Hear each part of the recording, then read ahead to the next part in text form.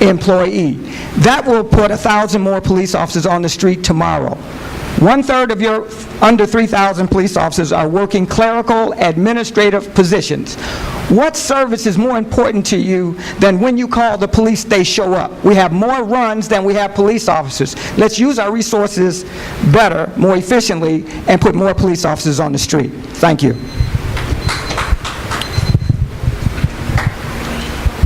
Thank you. I'm sorry, Councilman. You know, I can't agree with Mr. Brown. I can't add any value to that. But I want to talk about the proposed closing of bus routes and the proposed shutting down. You can take a new question, okay, but you can't make up your own. This is their forum. All right. Okay? All right. Well, I'll follow the rules, sir. Okay.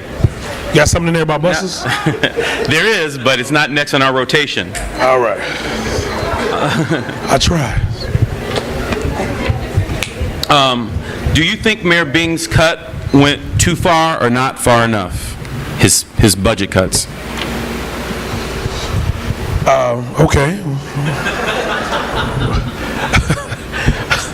I think Mayor Bing's cuts were not appropriately adjusted. I think it's criminal to in these days and times to lay a man off. In these days and time when a person can barely make ends meet, and the jobs you're cutting are the lowest jobs on the totem pole. I would prefer to see us have a 4-day work week before I would even begin to start talking about laying someone off.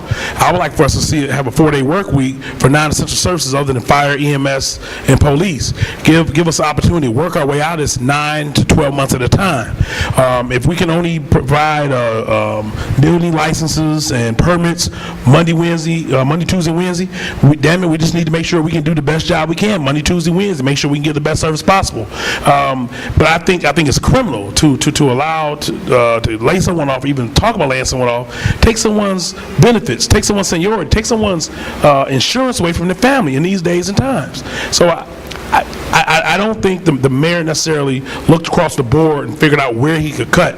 I think he's just wholeheartedly coming in and slicing with a big scalpel when he should have a very, very small one, and figure out how to share the pain instead of hurting 400 to 500 individuals. Is that good? That's good enough for me. Real quick, Mr. Gass, my name is J. Lee Deering. I'm going to have to go to another forum. Sure thing. And I just wanted to say thank you very much. It was an honor and a pleasure being here today. And thank you. And this was a very professional forum. And I want to say probably one of the best ones this election cycle. No, thank you for your time. No joke. And I just want to say thank you very much for the opportunity to come before you. J. Lee Deering for City Council. J. Lee Deering for City Council, everyone. Gary, would you like to take that question, or would you like a new one? I'll take. Well, can I hear the new one and then I make a decision? I'll take that question. I'll take that question. Okay. I'll take that question. Yes, thank you. You know, I don't think that we can lay at our new mayor's feet hold him responsible for the budget deficit that we have today. I mean, he wasn't here to create the $250 to $300 million deficit. I think we certainly can hold him accountable for how he reacts to the budget and the choices that he makes. But we can't hold him accountable. I think that we have to hold our city council somewhat accountable because they are responsible for approving the mayor's budget and then making sure that the budget is being spent, the money is being spent as it was approved. And at some point, you have to react over the years to the budget shortfalls and make decisions so that we're not in a $300 million deficit. With that said, I think that the people really have to be involved in prioritizing the services that we're going to be able to provide. Everybody understands that we're going to have to make cuts, but the priority should come from input from the people of the city of Detroit so that we don't have people stranded on Sunday when they're trying to go to church or trying to go to work and not being able to catch the bus. Thank you. Thank you. Absolutely, cuts need to happen in the city of Detroit, but you also need to add revenue. Everything cannot be addressed in the budget crisis by cutting. Years ago, just a few years ago, former Mayor Kilpatrick proposed an elimination of the midnight DDOT bus service. He said it was for budget reasons, couldn't afford it. I knew that it wasn't just about the employees, it was about citizens. A third of our citizens don't have cars, and it's not their fault. They can't be sidelined, put out of work, not able to get to church or to the hospital because there's no public transportation. And mind you, we need more public transportation, not less in the city of Detroit, like every other major city. So I called a hearing at the 13th floor auditorium. We sent flyers all over the city, and within hours, the former Mayor Kilpatrick reversed that call. He reversed that elimination of midnight bus service because we organized the citizens to demand that public transportation be reinstated 24 hours as a core service to our citizens. The charter requires the council to respond to the needs of its citizens, including transportation and health care and housing. The cuts that can be made right now should start at the top. If everybody who's currently making over $100,000 was brought to $100,000, you would save $3 million annually. If you got rid of all cell phones paid for by the city, that's $1 million in savings annually. If you had a significant investment in the property so that persons who are right now considering other areas surrounding Detroit are offered government-owned properties in the city for $1 and no taxes for 3 years, you would have a regeneration of the population, which would rebuild the tax base. That's what you want. You can't cut your way into survivability and prosperity. You have to repopulate the city of Detroit, and you have to have a vision and a plan. Well, the fiscal reality is that we can't just cut our way out of this. We can't. Every time you cut a job, you damage a family, and you damage a possible generation of family because it can start a domino effect that cannot be controlled. I would also look at ways to generate revenue, creative ways. One thing that I propose is exploring leasing the naming rights of some of our public facilities.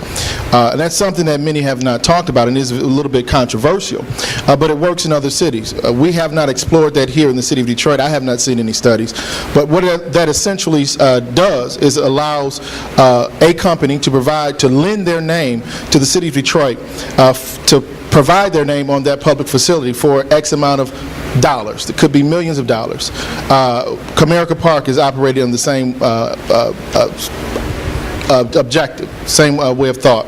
So one thing, like I said, we have to make sure that we don't just continue to cut. Now, there is going to have to be some painful decisions that are going to have to be made. We do know that. That's why it is very important that our city leadership approach the unions to have those conversations. There is going to have to be some concessions, so it's going to have to be a negotiation on both sides. The city is going to have to give, but also there's going to have to be some concessions on the union side as well. But I don't believe that has to begin with cuts, and I think it's important that we don't begin with cuts. Thank you.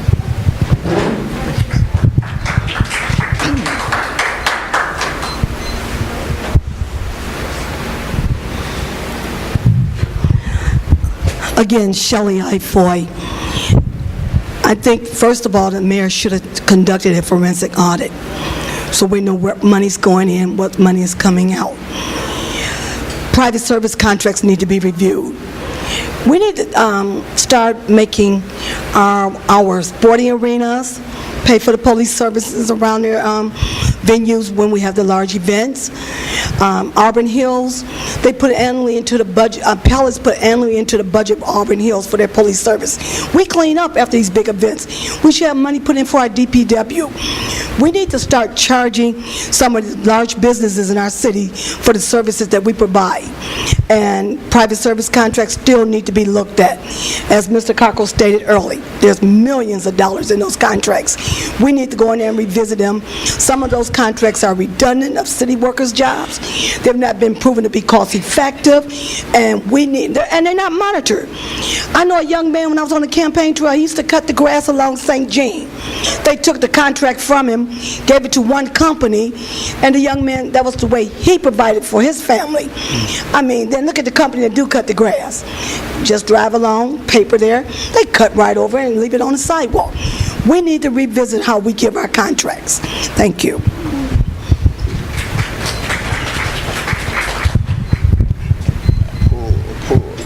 John Bennett, candidate for Detroit City Council. speaking directly to your question, the mayor hasn't fully announced all of his cuts yet, so without knowing